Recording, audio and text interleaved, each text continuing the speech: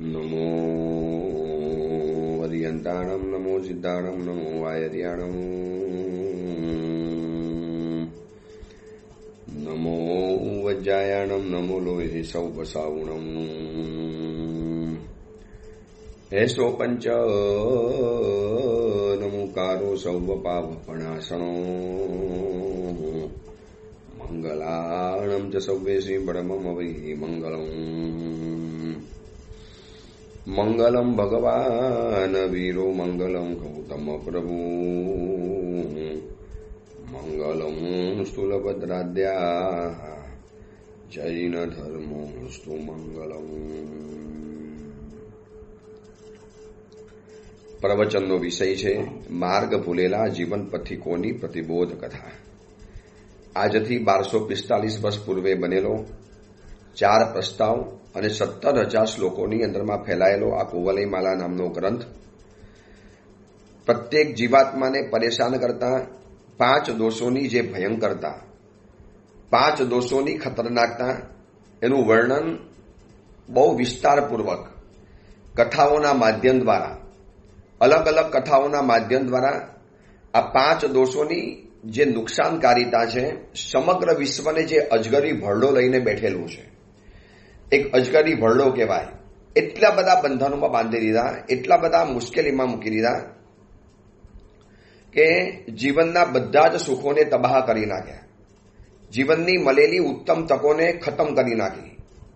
જ્યાં જ્યાં પણ આત્મકલ્યાણ કરવાની તક આવી અથવા તો સંસારની અંદરમાં શાંતિથી રહેવાનું એક સમય આવ્યો, પણ આ 5 દોષોએ જેટલી પણ તકલીફો છે, જેટલી પણ પીડા છે, જેટલી પણ વેદના છે, જેટલી પણ ફરિયાદો છે, જેટલા પણ કોર્ટ કચેરીમાં કેસ ચાલતા હશે, આ બધાને ઉથલાવો, એની પાછળ આ 5 જણા રહેલા હશે. આ 5માંથી જ બધી મુશ્કેલીઓ ઊભી થઈ. આ યુદ્ધ હોય, યુક્રેન રશિયા જે અત્યારે યુદ્ધ કરે છે, ઇઝરાયલ અને ઈરાનના યુદ્ધના જે ભણકારા વાગી રહેલા છે, અફઘાનિસ્તાનની અંદરમાં પણ જે તોફાન ચાલી રહેલું છે, બાંગ્લાદેશની અંદરમાં પણ જે સત્તાનું પરિવર્તન થઈ ગયું. તમે જો આ વિશ્વની અંદરમાં અત્યારે ચારેકોર હાહાકાર છે, આગ લાગી છે ચારેકોર. એમ લાગે કે જાણે બધાના પુણ્ય પરવારી ગયેલા લાગે છે.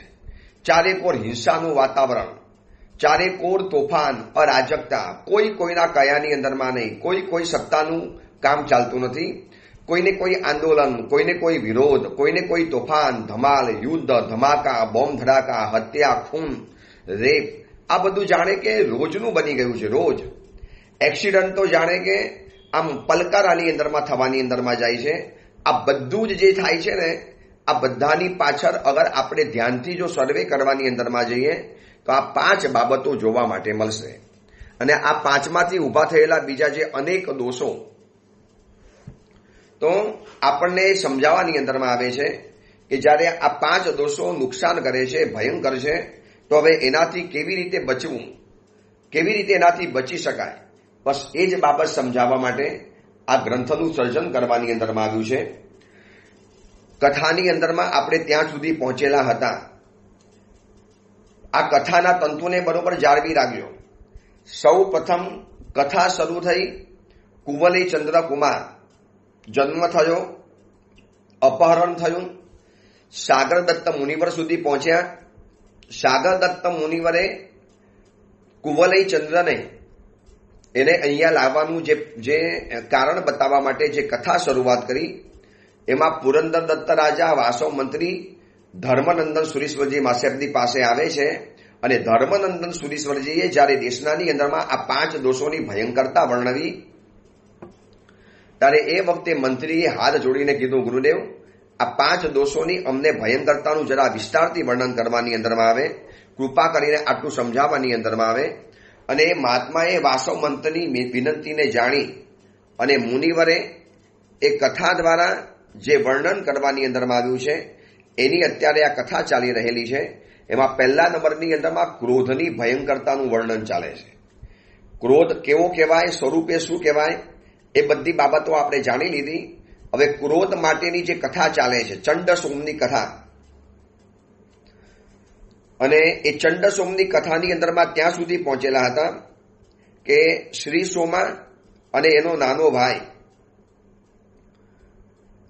બંને જણા નાટક જોવાની અંદરમાં ગયા અને મોટો ભાઈ સ્વાર્થી હતો, ક્રોધી હતો, અહંકારી હતો અને ક્રોધની સાથે જેટલા પણ દોષો ખેંચાઈને આવે, ક્રોધનો જે આખો પરિવાર છે, વહેમ, શંકા, હિંસા, ક્રૂરતા, સ્વાર્થાંધતા, આ બધો જ પરિવાર એની સાથે આવી ગયેલો હતો અને પોતે તો નાટક જોવા ચાલી ગયો. નંદિની ઘરની અંદરમાં રહી અને આ બાજુ નાટક જોતા જોતા આખું ગામ ભેગું થયેલું છે અને એ આખા ગામની અંદરમાં અંધકાર છવાયેલો છે. માત્ર નાટક ભજવાઈ રહેલું છે અને એ સમયની અંદરમાં ચંડસોમની આગળ થોડાક દૂર એને કંઈક સ્ત્રી અને પુરુષોના સંવાદો સંભળાયા. એટલી ટસે નાટક જોઈ રહેલો છે. ત્યાં પાછળથી કોઈ પુરુષે એક સુંદર સ્ત્રીને કીધું હશે કે રાત દિવસ મને તારા સપના દેખાય છે, રાત દિવસ તને જોવા માટે ઝંખું છું. હું કેટલી વાર ઈચ્છા રાખતો હતો ઘરમાંથી બહાર નીકળે, ક્યારે તને હું જોઉં, તને જોયા વગર મારાથી ચેન નહોતું પડતું. આજે તને નાટકની અંદરમાં આવતી જોઈ અને બરોબર તારી બાજુની અંદરમાં આવી ગયો છું. સુંદરી, આજે તારા દર્શન થયા, બસ મારું આજે જીવન પાવન થઈ ગયું. કેટલા દિવસોથી તારા દર્શન કરવા માટે જંગતો હતો. આ બધા ડાયલોગ્સ, આ બધા સંવાદો કોઈ પુરુષ કોઈ પોતાની ગમતી સ્ત્રીને કહી રહેલો છે અને આ શબ્દો કાનની અંદરમાં ગયા, ચંડસોમના કાનની અંદરમાં ગયા અને જેવા શબ્દો કાનની અંદરમાં ગયા એટલે તરત જ એનો શંકાશીલ સ્વભાવ ઉછળી આવ્યો. ચોક્કસ આ મારી પત્નીને જ કહી રહેલો છે. નંદીને અહીંયા આવી લાગે છે. કેમ આવી? કેવી રીતે આવી? ના પાડેલી હતી ને, મારું પણ કહ્યું ન માને, આવી રીતે આવી જવાનું, મને કયા વગર? હવે એને છોડીશ નહીં, બતાવી દઈશ. પણ અહીંયા તો કંઈક બીજું જ છે. આ ક્રોધની કરુણતાનું દ્રષ્ટાન જાણવા જેવું છે કે એક વખત ક્રોધ મનમાં પેદા થઈ જાય એટલે માણસ પોતાની જાતે કલ્પના કરીને કેવો દુઃખી બનતો હોય છે. નંદિની તો ઘરની અંદરમાં છે. નંદિની તો પોતાના ઘરની અંદરમાં બારણા બંધ કરીને સૂતેલી છે. એ તો બહાર પગ મૂકવાનું જોખમ પણ ઉઠાવી શકે એમ નથી પોતાના પતિના સ્વભાવના કારણે. પરંતુ અહીંયા જે સંવાદો ચાલે છે એ સુંદરી સપનામાં પણ તું દેખાય છે, જ્યાં જવું ત્યાં તું દેખાય છે.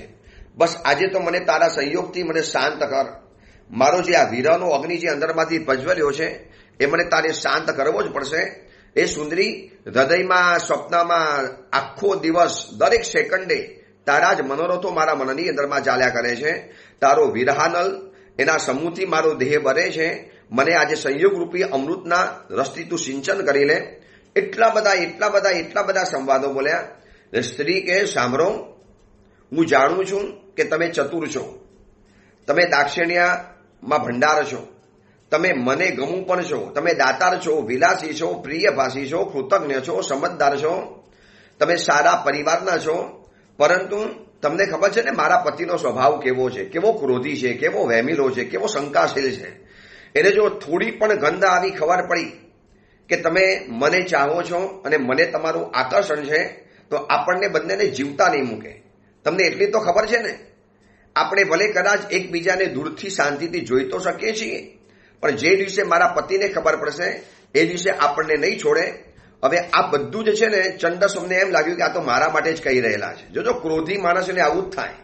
બોલતા હો કોકના માટે, વાત ચાલતી હોય કોકના માટે, અને ક્રોધી માણસને શું લાગે, મારી જ વાત ચાલે છે, આ મને જ કહી રહેલા છે, આ મને જ ટાર્ગેટ કરી રહેલા છે. પછી અંદરમાંથી જે ધુઆ ભૂવા થાય, જે અંદરમાંથી જ્વાલામુખી ઉઠે, આ કથા સાંભળતા આપણને એમ લાગે કે જાણે કે આપણી જ કથા રહેલી છે.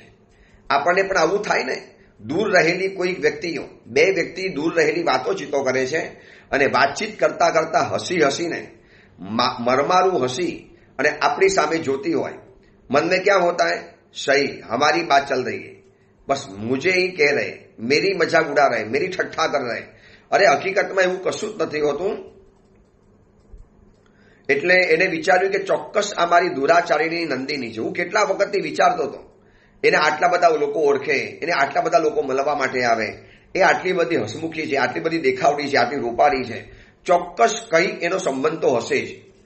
અને આજ પકડાઈ ગયું ને, આજે ખબર પડી ગઈ ને, હું એને નાટકમાં નથી લાવ્યો અને શું એને આ ભવાડા કરી દીધા. પછી ઓલી સ્ત્રી અને પુરુષના સંવાદો તો એમને નોર્મલ ચાલે છે. સ્ત્રી કહે છે કે રહેવા દો, જોખમ નહીં ઉઠાવો, તમે આ બધી ઈચ્છા નહીં કરો, શાંતિથી આપણે એકબીજાને ક્યારેક ક્યારેક તો જોઈ શકીએ છીએ ને. તમે જાણતા નથી મારો પતિ કેવો પ્રચંડ છે, કેટલો ગુસ્સાબાજ છે, કેટલો ભયંકર એનો ગુસ્સો છે. તમે વિચારી પણ નહીં શકો એટલું ગોઝારું પરિણામ આવશે આપણા સંબંધોનું. અને એ વખતે ઓલો પુરુષ કે તારો પતિ ચંડ હોય કે પ્રચંડ હોય, તારો પતિ ક્રોધી હોય કે ક્રૂર હોય, તારો પતિ યમરાજ હોય કે ઇન્દ્ર મહારાજા હોય, તારો પતિ જે પણ હોય, આજે હું તને છોડવાનો નથી રહેવાતું મને તારા વગર. આજે આપણે સંબંધ કરવો જ છે, કોઈ પણ હિસાબે મળવું છે. બોલ ક્યાં મળવું છે? જે થશે તે થશે. આજે મળવું એટલે મળવું છે. આટલો બધો પુરુષનો પ્રેમ, આટલો બધો પુરુષનો આગ્રહ, આટલી બધી પુરુષની આજીજી જોઈ પછી ઓલી સ્ત્રી કહે છે કે ઠીક છે, એક કામ કરો, આમાં આટલામાં જ છે, મારો પણ પતિ કંઈક નાટક જોવા માટે આવી રહેલો છે, હું તો પાછળથી આવી છું, એટલે હું મારા ઘરે જઉં છું, તમે પણ શાંતિથી ધીરે ધીરે મારી પાછળ આવો. આ મારો ચંડપતિ આટલામાં જ કંઈક નાટક જોવા માટેમાં વ્યસ્ત રહેલો હશે. આવો ઘરની અંદરમાં, તમારી ઈચ્છા પૂરી કરી લઉં. બાકી ધ્યાન રાખજો, જોખમ મોટું રહેલું છે. હવે આ બધા જ ડાયલોગ ઓલાને એમ લાગે ચંડસોમને કે બસ મારી પત્ની મને છેતીને આવું કરી રહેલી છે, બસ મને પણ ચંડ કીધો, હું પણ ચંડ છું, મને પણ ક્રોધી કીધો, કારણ કે બધા મને ક્રોધી કહી રહેલા છે. એ જેટલા ડાયલોગ બોલીને બધા જ ડાયલોગ જાણે કે આ ચંડસોમને લાગુ પડતા હતા.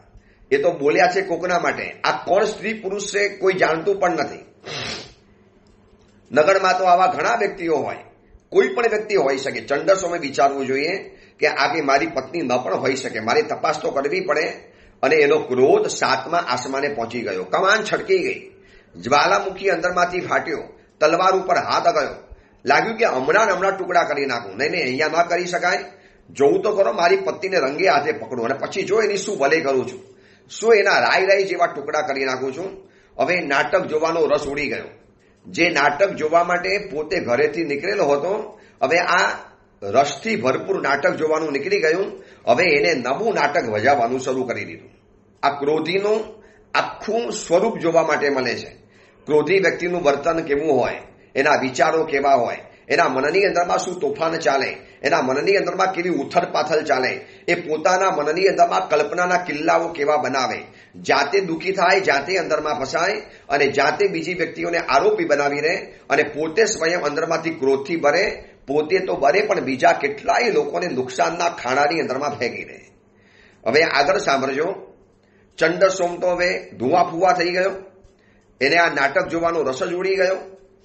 એને લાગ્યું કે બસ આ મારી પત્ની જ અંદરમાં બોલી રહેલી છે, આ મારી પત્ની જ આ કે છે, બસ મારી પત્નીનો જ અવાજ છે. અરે દરેક સ્ત્રીઓનો અવાજ ક્યારેક સમાન હોઈ પણ શકે. એનો મતલબ એ નથી કે તમારી જ પત્ની હોઈ શકે, પણ ક્રોધની સાથે જોડાયેલી જે શંકા, ડાઉટ, ક્રોધની સાથે જોડાયેલો જે મનની અંદરમાં કલ્પનાનો વૈભવ, એ ઉલટા જ માર્ગે લઈ જાય. હવે ધુઆ ફુવા થતો આખું શરીર એનું ધ્રુજી રહેલું છે, અંગની અંદરમાં લાઈ ભરે છે. હવે નાટક જોવાનું ઠેકાણાની અંદરમાં રહ્યું. જ્યારે ઓલી સ્ત્રી એમ બોલી છે કે આ મારો ચંડપતિ અહીંયા જ કંઈક નાટક જોવા માટેમાં વ્યસ્ત રહેલો છે, ચલો આપણે મારા ઘરની અંદરમાં હું આગળ ચાલું છું, તમે પાછળ શાંતિથી આવજો, લપાઈ છુપાઈને, જેથી કોઈને ખ્યાલ ના આવે. અને સ્ત્રી જેવી નીકળી, પુરુષ જેવો નીકળ્યો. ચોક્કસ આ નંદિની છે, આ નંદિનીનો આકાર રહેલો છે.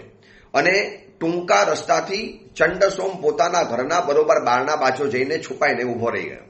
બસ રાહ જોવે છે ક્યારે આ સ્ત્રી પુરુષ આવે અને ક્યારે ખડક દ્વારા એ લોકોને ખતમ કરી નાખું, ક્યારે લોકોને બાર વગાડી દઉં, બતાવી દઉં કે તારો પતિ યમરાજ છે કે ઇન્દ્ર છે, બતાવી દઉં કોણ છું આજે. એ પુરુષ બોલતો હતો ને, તારો પતિ ચંડ હોય કે પ્રચંડ હોય, તારો પતિ યમરાજ હોય કે જે પણ હોય, આજે એને મારે જોઈ લેવો છે અને ઈચ્છા પરિપૂર્ણ કરી લેવી છે. તો આજે હું પણ એને બતાવી દઉં છું કોણ છું. જોજો આ બધા જ કલ્પનાના કિલ્લા ચાલે છે, કાલ્પનિક કર્મોનો બંધ ચાલે છે. મને તમને પણ જ્યારે આવા ગુસ્સા આવતા હોય અને એ બસ એ ગુસ્સો ન નીકળે ત્યાં સુધીની અંદરમાં મનની અંદરમાં જે કલ્પનાનો વૈભવ ચાલે, કલ્પનાનો જે વિલાસ ચાલે, જે કલ્પનાના કિલ્લા ચાલે અને એના દ્વારા જે ભયંકર કક્ષાના કર્મોના બંધન થાય. અને બરોબર તલવાર પકડી જનૂનપૂર્વક, અરે ખાલી એને તપાસ કરીને પોતાના ઘરમાં એકવાર જોઈ તો લેવું તું, એકવાર શંકા લઈને ચલો પત્ની ઘરમાં છે કે નહીં જોઈ તો લઉં, નંદીની ઘરની અંદરમાં છે કે નથી. એને ઘરમાંથી નીકળવાની નાતો પાડી હતી. કદાચ એવું હોય પણ શકે કે કોઈ બીજી સ્ત્રી જ હોય, કદાચ બની શકે કે મારી નંદિની ન જ હોય, કદાચ કોઈ બીજા સ્ત્રી પુરુષો હોઈ શકે, મારી પત્ની તો આવું કદાચ કરી જ ન શકે. એને આટલા વર્ષની અંદરમાં આવું એને ક્યારેય પણ નથી કર્યું. ખાલી એને દરવાજો ખોલીને જોઈ લીધું હોત ને તો મહા અનર્થથી બચી ગયો હોત. પણ આવી સદબુદ્ધિ ક્રોધના સમયની અંદરમાં જાગતી જ નથી. ક્રોધ બુદ્ધિને બગાડી નાખે. ક્રોધ એક ક્ષણિક આંધળાપણું છે. એક ક્ષણ માટે જે અંધારપટ છવાઈ જાય, એક ક્ષણ માટે જે અંધારું છવાઈ જાય અને અંધારાની અંદરમાં એને કશું જ નથી દેખાતું એટલે આંધળું ક્યાં કરી નાખે, એવા નિર્ણયો કરી નાખે. બહુ ખોટો નિર્ણય કરીને ઉભેલો છે ચંડસો. આજે ભયંકર એનું પરિણામ એને ચૂકવવાનું છે. બરોબર તલવારને બે હાથમાં પકડીને બસ આવા દો, આવી જવા દો. એને તલવારથી ઘા મારી અને ધડથી ડોકું જુદું કરી નાખીશ. અરે મારશે ત્યારે મારશે, પણ એની પહેલા એને મનોમન કેટલી વખત મારી નાખ્યા, કેટલી વખત મનની અંદરમાં કલ્પનાનો વૈભવ કરી દીધો અને મનોમન વિચારીને કેટલી વાર કર્મોના બંધનની અંદરમાં બંધાઈ અને કેટલાક ઘોર કર્મોને બાંધ્યા હશે આ ચંડસોમે. બસ આપણે પણ છે ને આ કથાને આપણી જાત સાથે ટેલી કરતા રહેજો. ખાલી કથા સાંભળવી નથી, આપણે પણ જાતને એમાં ગોઠવવી છે કે મારો પણ નંબર આવો ક્યારેક હશે ને. હું પણ ક્યારેક આવા ક્રોધની અંદરમાં આવો અવતાર બની જાઉં છું. હું પણ ક્રોધની અંદરમાં આવા કેટલાય ખોટા વિચારો કરી લઉં છું અને બરોબર મધ્યરાત્રિ પરિપૂર્ણ થવાની અંદરમાં આવી. હજી પણ ના આવ્યા? શું હજી પણ ના આવ્યા? શું કાંઈક બીજે ચાલી ગયેલા હશે? નહીં છોડવું એ લોકોને, ભલે ને દુનિયામાં જઈને છુપાઈ જાય.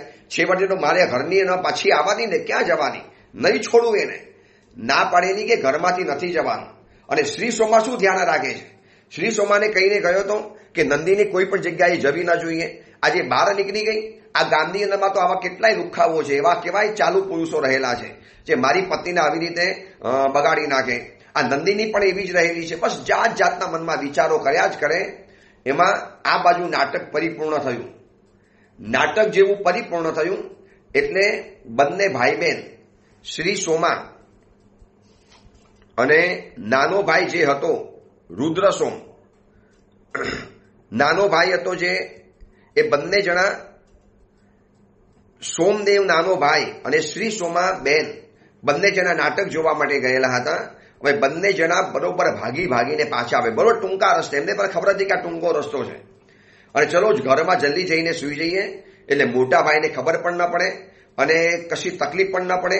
વરના તકલીફ અમને પણ પડવાની અને આપણી મા સમાન એવી ભાભીને પણ તકલીફ પડવાની છે. એટલે બંને ભાઈઓ એકબીજાનો હાથ પકડી અંધારાની અંદરમાં શાંતિથી ધીરે ધીરે ચાલતા પોતાના ઘર તરફ આવી રહેલા છે. અને જેવા પોતાના ઘર તરફ આવ્યા અને દૂરથી આછા અજવાળાની અંદરમાં ચંડસોમે આ દ્રશ્ય જોયું. હા, આવી ગઈ મારી પત્ની આ પુરુષને લઈને.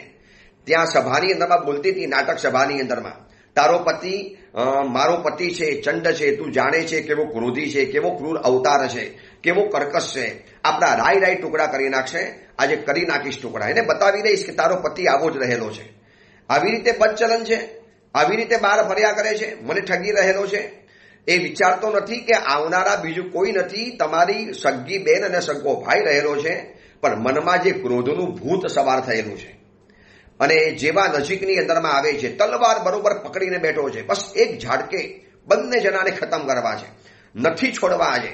અરે ભાઈ સાહેબ, થોડુંક વિચારી લો, થોડું જોઈ લો, થોડાક ખમી જાઓ, થોડાક અટકી જાઓ, થોડાક સ્ટોપ થઈ જાઓ, થોડુંક ક્રોધને ઢીલ આપી દો તો નુકસાનમાંથી ભયંકર બચી જશો.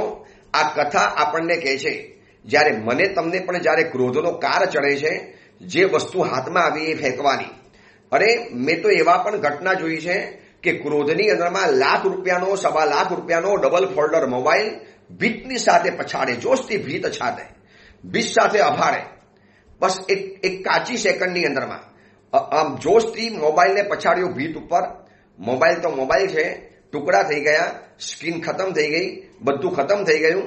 અને પછી અક્કલ પડી કે આ ક્રોધના ક્ષણની અંદરમાં મોબાઈલને ઘા કરી અને લાખ, 1.5 લાખ રૂપિયાનું નુકસાન કરી નાખ્યું. આવા 10 થી 15 જણા પ્રાયશ્ચિત લેવા માટે આવ્યા છે કે ગુરુદેવ ક્રોધની અંદરમાં આવું કરી નાખ્યું. બસ કાચ ફોડી નાખે, ડાઇનિંગ ટેબલને પછાડી નાખે, વાસણો નીચે ફેંકી દે, રસોઈ નીચે ફેંકી દે, થાળી વાડકા પછાડે.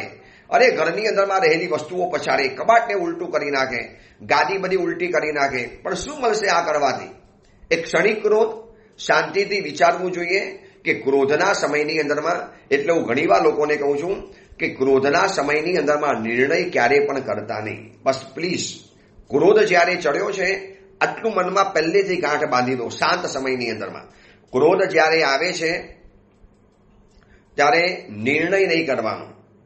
પાણીમાં તરતી વખતે અને ક્રોધ ચડતી વખતે મોઢું બંધ રાખે છે એ માણસ બચી જાય છે. ફરી વખત, પાણીમાં તરતી વખતે જેને પાણીમાં જાય છે સ્વિમિંગ પુલની એ લોકોને જોજો, મોઢું ખોલશે નહીં, મોઢું બંધ રાખશે.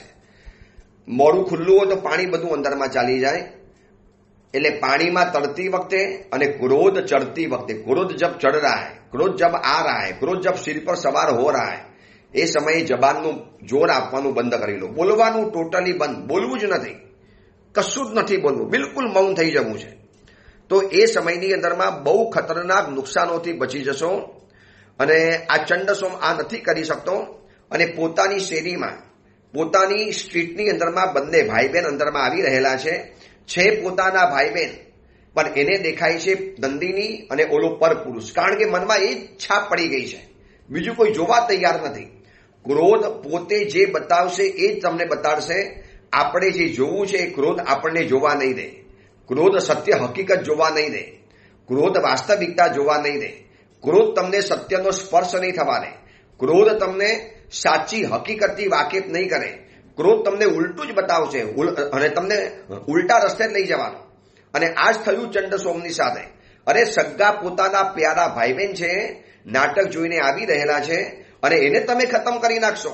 તમે એમાં તમને નંદિની દેખાઈ રહેલી છે. આછા અજવાળામાં જેવા નજીકની અંદરમાં આવ્યા, બરોબર ખૂણાની અંદરમાં લપાઈ ગયો, જેથી કોઈને ખબર ન પડે. અને બંને ભાઈ બહેન કશું જ બોલ્યા વગર આમ એકબીજાનો હાથ પકડી થોડાક ડરતા, થોડાક કમતા. એટલે ઓલાને લાગ્યું, જોયું ડરે છે, મારા ઘરની અંદરમાં હવે જશે. એને એમ કે ચંડસોમ હજી તો નાટક જોવામાં રહેલો છે, એને આવતા વાર લાગશે, ત્યાં સુધી આપણે થોડીક મજા માણી લઈએ. એમ મજા માણી લેવાના હતા. હું આજે લોકોને મજા બરોબર ચખાડી દેવા તૈયાર છું. અને જેવા નજીકની અંદરમાં આવ્યા, ઘરના દરવાજા પાસે પહોંચે છે. દરવાજો જ્યાં ખોલવા તૈયાર થાય છે, બહારથી પોતે દરવાજો બંધ કરેલો હતો. બંને ભાઈઓ બહેનો ગયા ત્યારે નંદિનીએ કીધેલું દરવાજો બહારથી બંધ કરી લેજો અને તમે આવો ત્યારે જાતે ખોલીને અંદરમાં આવી જજો, એટલે મારે ઉઠવું ન પડે. અને જેવો દરવાજો ખોલવા જાય છે, દરવાજાના હેન્ડલ ઉપર, આગરા ઉપર જેવો હાથ મૂકે છે અને પાછળથી ક્રોધમાં કાર બનીને, યમરાજા બનીને, યમરાજાની જીભ જેવી તલવાર લઈને, તીક્ષ્ણ તલવાર લઈને, તલવાર એવી ઉગામી કે બંને ભાઈ બહેનોનું ધડ અને શરીર જુદું પડી ગયું. એટલા જોશથી એને વાર કર્યો. અને અચાનક આ થયેલો વાર શું થયું, કેવી રીતે થયું, હજી ભાઈ બહેન વિચારે એની પહેલા તો મોઢામાંથી કારવી ચીસ બહાર પડી ગઈ, ભયંકર ચીસ પડી બંને જણાની. અને બંને જણા ત્યાં ઢરી પડ્યા, લોહી લુહાણ થઈ ગયા. ડોકું તો અલગ થઈ ગયેલું હતું. ક્રોધ જે ચડ્યો છે ને, કાર ક્રોધ, જે ભયંકર ક્રોધ ચડેલો છે. અને બોલવા માંડ્યો, લો મજા કરવી હતી, મને છેતરવા હતા, મારી સાથે તમારે દગો કરવો હતો, મારી સાથે વિશ્વાસઘાત કરવો હતો, જોઈ લો એનું પરિણામ, કરી લો, સહન કરી લો. બસ આ ક્રોધની અંદરમાં બવડે છે, શરીર ધ્રુજે છે, તલવાર લોહીથી નીતરે છે. બંને સ્ત્રી પુરુષના લોહીના છાંટા પોતાના કપડા ઉપર ઉડેલા છે, એના મોઢા ઉપર લોહીના છાંટા ઉડેલા છે. વિકરાળ રાક્ષસ જેવો, જાણે કે લોહી પીનારા રાક્ષસ જેવો એનો દેદાર થયેલો છે. અને અચાનક ધબાકો થયો, અચાનક ચીસ પડી, અચાનક તલવારનો મોટો ભયંકર ધડાકો થયો. એટલે અંદર સૂતેલી નંદિની જાગી. શું થયું, આ શું ધમાકો થયો, કોને ચીસ પાડી? આ અવાજ તો બંને ભાઈ બહેનોનો અવાજ છે, શ્રી સોમાનો અવાજ છે અને આ સોમદેવનો અવાજ છે. શું થયું આ? જ્યાં બારણું ખોલી અને નંદિની શ્વાસ ભેર ભાગતી વિખરાયેલા વાર સાથે જ્યાં બહાર આવે છે અને ત્યાં દ્રશ્ય જોઈને તાજુબ બની ગઈ. આ દ્રશ્યની તમે ખાલી કલ્પના કરી લેજો. ઘરના દરવાજા પાસે માસૂમ બે ભાઈ અને બહેનોની લાશ પડી છે, ડોકું જુડું પડી ગયેલું છે, અંદરમાંથી લોહીનો ધડધડ પ્રવાહ બહાર નીકળી રહેલો છે.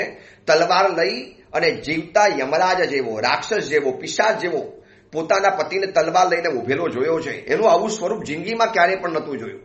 ચરમ સીમાનો ક્રોધ, વિખરાયેલા વાર, લાલ ચોર હિંગળા જેવી આંખો, ચણોઠી જેવી આંખો, જાણે અંદરમાંથી બલ્બ જલી રહેલા હોય, અને વિકરાળ ચહેરો, અને જેવી નજર ચંડસોમની નંદીની ઉપર પડી અને ધ્રુજી ગયો. અરે નંદિની તો અહીંયા છે, નંદિની તો અંદરમાં હતી, તો આ કોણ હતા સ્ત્રી પુરુષ?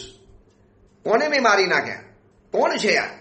અને હજી ચંડસોમનો ક્રોધ હજી ઉતરે, એને સદબુદ્ધિ આવે, હજી એનામાં કંઈક અક્કલ આવે, શું બની ગયું છે વાસ્તવિકતાનું ભાન થાય એની પહેલા ચંડસોમને પત્નીએ બંને હાથોથી ઢંઢોર્યા, ધક્કો માર્યો. શરમ આવે છે તમને?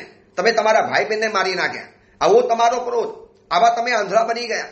શું થયું તમને આજે ભાઈ બહેનને મારી નાખ્યા? આ તમારા પ્યારા ભાઈ બહેન જેના મોઢામાંથી મોટા ભાઈ નામના શબ્દો નતા સુકાતા, જે તમે ભાઈને આટલો બધો પ્રેમ કરતા હતા, તમે જ કહેતા હતા કે મારા પિતાજી ગયા છે, હવે મારી જવાબદારી છે મારા ભાઈ બહેનની, તમે બંનેને વહાલ કરતા હતા, પ્રેમ કરતા હતા, આજે ખતમ કરી નાખ્યા. શરમ ના આવી તમને?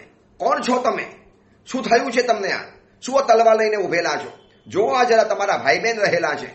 નંદિનીનો અવાજ, નંદિનીને ઉભેલી જોઈ અને નંદિની કહે છે કે આ ભાઈ બહેનને મારી નાખ્યા.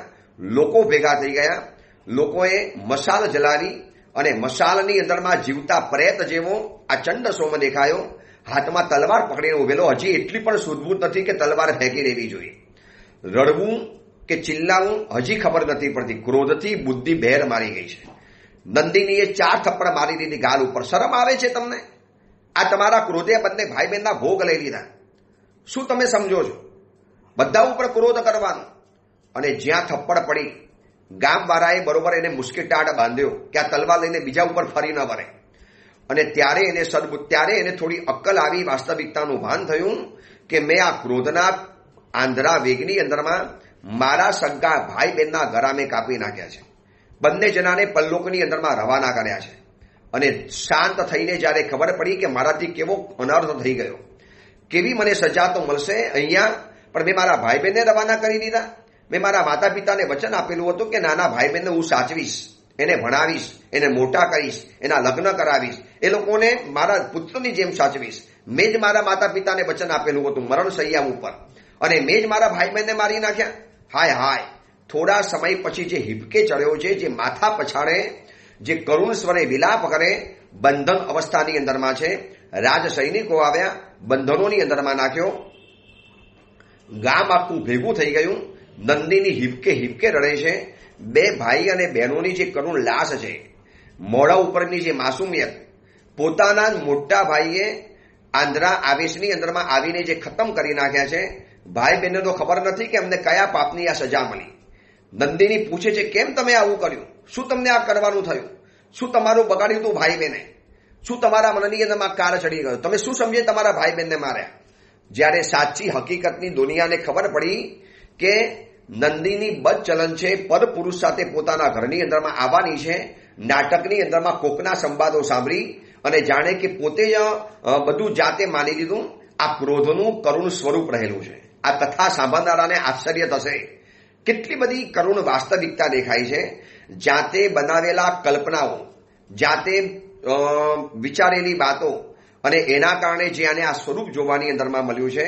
આખું ગામ ફિટકાર કરે, આખું ગામ એને ધિટકારે છે, આખું ગામ એને ઉતારી પાડે છે, આખું ગામ એને ગાળ આપે કે ચંડસોમ, તું ક્રોધી હતો, વાત બરોબર હતી, તું ક્રૂર હતો એ ખબર હતી, પણ તું આવો પાપીઓ હોઈશ, તું આટલો બધો ભયંકર કઠોર બની જઈશ, તું આવા તારા નિર્દોષ નંદીની પત્નીના માટે તું આવું વિચારીશ, તારા માસૂમ ભાઈ બહેનો તું આવી રીતે ખતમ કરી નાખીશ, તારા હાથે તારા ભાઈ બહેનોને મારી નાખ્યા, પરલોકમાં પહોંચાડી દીધા. તારું આ પાપ છે ને 7 નરકમાં પણ જેને પૂરું નહીં થાય. તે શું પાપ કરી નાખ્યું, શું કરી નાખ્યું? અને ચંડસોમ પણ ઢીલો ઘેંસ થઈ ગયો. પણ હવે શું કરવાનું? ક્રોધે તો પોતાનું કામ કરાવી આપ્યું. આ ક્રોધ કેવો દુશ્મન છે, ક્રોધ કેવું નુકસાન કરે છે. આ 5 બાબતો કેવી ભયંકર અને ખતરનાક છે, કેવા પરિવારની સુખ શાંતિને ખતમ કરી નાખે છે. અને મુંજાઈ ગયો, એની બુદ્ધિ બેર મારી ગઈ, ખબર નથી પડતી, માથું પકડી દીધું. કેમ મને સાચી ખબર ન પડી? મારે ખાલી બારણું ખોલીને નંદિનીને જોઈ લેવાની હતી. નંદિની છે કે નથી અંદરમાં, નંદિની છે કે નથી, ખાલી મારે જોઈ લેવાનું હતું. જોઈ લીધું હોત તો આ કશું જ ન થાય. પણ હવે શું કરવાનું? અને યાદ રાખજો, દરેક વ્યક્તિને ક્રોધ કર્યા પછી 100% પસ્તાવો થાય છે. 100% પસ્તાવો થાય કે આવું ન કર્યું હતો, આવું ન બોલ્યો હતો, આવો જવાબ ન આપ્યો હોતો, આવી રીતે ઘરમાંથી નીકળી ગયો ન હોતો, આ મોબાઈલ પછાડ્યો ન હોતો, આ વાસણો ફેંક્યા ન હોતો, એ વ્યક્તિને ગાળ ન આપી હોતો, એની સાથે સંબંધ કટ ન કર્યો હોતો, આ બધું પાછળથી અવશ્ય મેવ પસ્તાવો થાય છે. પણ પછી પસ્તાવો શું કરવાનો જ્યારે આટલું મોટું નુકસાન થઈ ચૂકેલું છે? હવે આ કથા કેવો નવું સ્વરૂપ લે છે, કયો વરાંક પકડે છે. ચંડસોમ તો હવે ઢીલો ઘેંસ બની ગયો છે. આખું ગામ ટપલા મારે, આખું ગામ ટપારે, આખું ગામ એને કોસે. હવે તો ગુસ્સો તો નથી આવતો, રડ્યા જ કરે છે રાત દિવસ. રડવાથી કશું જ નહીં થાય. હવે ચંડસોમ આગળ શું નિર્ણય કરે છે, આ કથા આગળ શું વધે છે, એ વાત આપણે આવતીકાલે વિચારીશું. એ જ મંગલ કામના મંગલ ભાવના. જીનાગના વિરુદ્ધ કાંઈ પણ બોલાયું હોય તો મિચ્છામી દુક્કડમ.